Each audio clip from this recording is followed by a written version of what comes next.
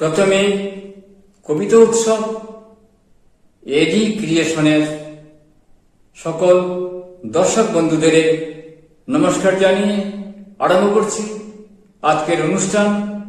আজকের পর্বে রয়েছে যুব বিচিত্রার বিশেষ সারদা সংখ্যা নিয়ে অতি সংক্ষিপ্ত আলোকপাত।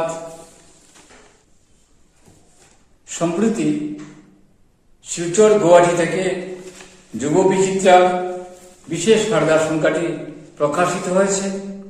বিশেষভাবে উল্লেখ্য, এই সংখ্যার সমৃদ্ধি ও গুরুত্ব বেড়েছে আসামের যশস্বী মুখ্যমন্ত্রী ডক্টর হিমন্ত বিশ্ব শর্মার শুভেচ্ছা জ্ঞাপনে।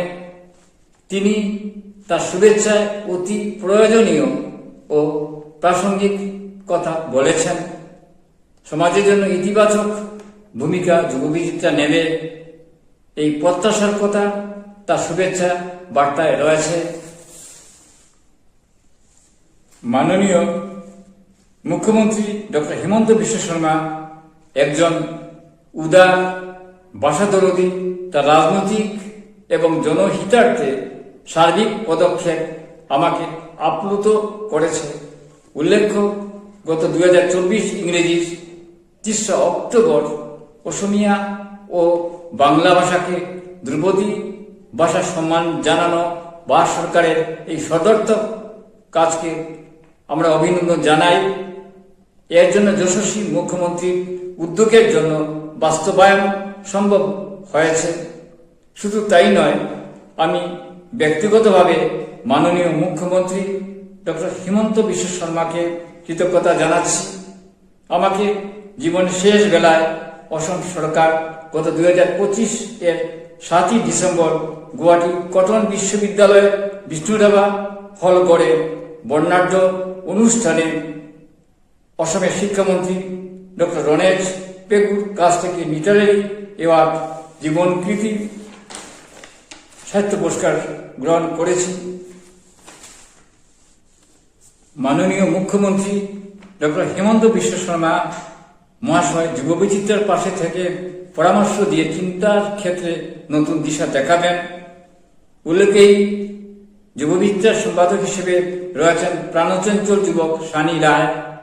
মুখ্য উপদেষ্টা হিসেবে সারাক্ষণ সঙ্গে আছেন রাষ্ট্রীয় দিল্লির আন্তর্জাতিক সাংবাদিক রত্নজ্যোতি দত্ত মহাশয়। আর এক সাহিত্যের সেবায়ত কর্মী হিসেবে প্রধান পৃষ্ঠপোষক হিসেবে আমি আশুতোষ দাস রয়েছি। তাছাড়া পত্রিকার সঙ্গে একটি শক্তিশালী সম্পাদকীয় কমিটি রয়েছে। উল্লেখ্য, প্রগতিবাদী আসামের তথ্যমন্ত্রী পীযূষ হাজারিকা ও যুবদর্পণের কে শুভেচ্ছা জানিয়ে সফলতা কামনা করেছেন। ভারতবর্ষের বৌদ্ধিক সমাজের অনেক ব্যক্তি ছাড়াও নানা স্তরের বিভিন্ন ক্ষেত্রের প্রতিনিধিরাও অনেক শুভেচ্ছা ও শুভকামনা জানিয়েছেন। আমি এখন পড়ে নিচ্ছি রাষ্ট্রীয় পরামর্শদাতার কলমে রত্নজ্যোতি দত্তের কলামের অংশবিশেষ। এমন একটি বিষয় নিয়ে কথা বলতে চাই যা আমার হৃদয়ের খুব কাছের। ভাষাগত সম্প্রীতি। ভারত বহুভাষাভাষী দেশ। ভারতীয় সংবিধান 22টি ভাষাকে স্বীকৃতি দিয়েছে, যদিও আরও অনেক ভাষা এখন সেই স্বীকৃতির অপেক্ষায় রয়েছে। আমার বিশ্বাস, শিশুদের মুখে যে ভাষায় শোনা যাক না কেন, প্রতিটি ভাষাই সমান সম্মান ও যত্নের যোগ্য। মাতৃভাষা মানুষের জীবনে একটি বিশেষ স্থান দখল করে রাখে। এই অনুভূতি শুধু আমাদের নয়, সারা বিশ্বের মানুষের মধ্যেই আছে। তাই ভারতের নতুন জাতীয় শিক্ষা নীতি মাতৃভাষার গুরুত্বকে সামনে এনেছে। এই নীতির মাধ্যমে সরকার ভারতীয় ভাষার প্রসার ঘটাতে চায় এবং শিক্ষার ক্ষেত্রে মাতৃভাষার যথাযথ সম্মান নিশ্চিত করতে চায়। দেশীয় ভাষার শিক্ষার বিস্তার এই নীতির অন্যতম প্রধান লক্ষ্য। এই চিন্তা ভাবনা আমাদের শিক্ষা ব্যবস্থায় একটি বড় পরিবর্তন এনেছে। দীর্ঘদিন ধরে আমরা ইংরেজি ভাষা ভিত্তিক শিক্ষাকে বেশি গুরুত্ব দিয়েছি, যা ঔপনিবেশিক শাসনের প্রভাব। একসময় অনেকেই মনে আধুনিক বৈজ্ঞানিক জ্ঞান অর্জন কঠিন হবে, কিন্তু ইতিহাস আমাদের ভিন্ন কথা বলে। ভারত প্রাচীন কাল থেকে জ্ঞান ও বিজ্ঞানের সমৃদ্ধ ধারক। শূন্যের ধারণা থেকে শুরু করে সংখ্যাতত্ত্বের বহু ভিত্তি প্রাচীন ভারতে গড়ে উঠেছিল। আধুনিক বিজ্ঞানের অনেক মৌলিক ভাবনার উৎস আর প্রাচীন ভারতীয় শাস্ত্র গ্রন্থে খুঁজে পাই। এই কারণেই আমরা দেশীয় ভাষার শক্তিতে বিশ্বাস করি, বিশেষ করে মাতৃভাষার শক্তিতে।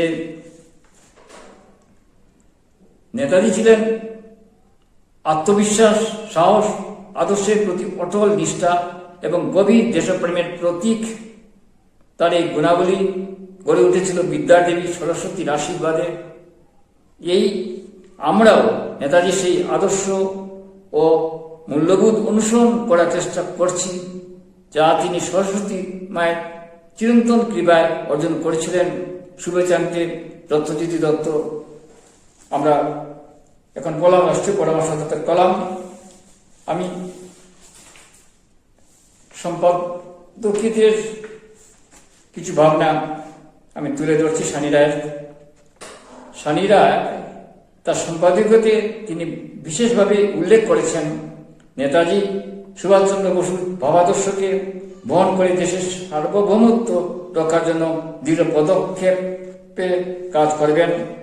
সরস্বতী দেবীর আশীর্বাদ নিয়ে শিক্ষার্থী সহ নবপ্রজন্মকে আরো উন্নত করার লক্ষ্যে যুব বিচিত্রার উদ্যোগ অব্যাহত থাকবে। গভীর শ্রদ্ধার যশস্বী মাননীয় মুখ্যমন্ত্রী ডক্টর হিমন্ত বিশ্ব শর্মা ও প্রগতিবাদী তথ্যমন্ত্রীর শুভেচ্ছা বার্তার জন্য কৃতজ্ঞতা জানাচ্ছেন। সম্পাদক মহাশয় অত্যন্ত আনন্দিত। অসম সরকারের মন্ত্রীরাও আশীর্বাদ ও শুভেচ্ছায় যুবদর্পণের পাশে আছেন।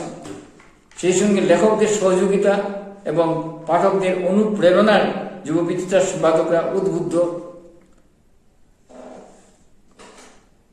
সম্পাদক সবার কাছে অঙ্গীকারবদ্ধ হয়ে বলেছেন, নির্ভীক ও চিন্তাশীল সমাজকে এগিয়ে নিতে সহায়ক হওয়ার চেষ্টায় ব্রতী থাকবে। যুব বিচিত্রার উন্নত উৎকর্ষ মানের কবিতা, গল্প, প্রবন্ধ ও নিবন্ধ রয়েছে, যা পরে পাঠকরা আপ্লুত হবেনি। আমিও প্রধান পৃষ্ঠপোষকের বার্তায় কিছু অনুভূতি ব্যক্ত করেছি, সেটাই পড়ে নিচ্ছি। যুব বিচিত্রার এই সংখ্যাটি বাংলা অনলাইন সাহিত্য পত্রিকা অন্যতম সেরা সংযোজন হিসেবে নিজস্ব মর্যাদা প্রতিষ্ঠা করেছে।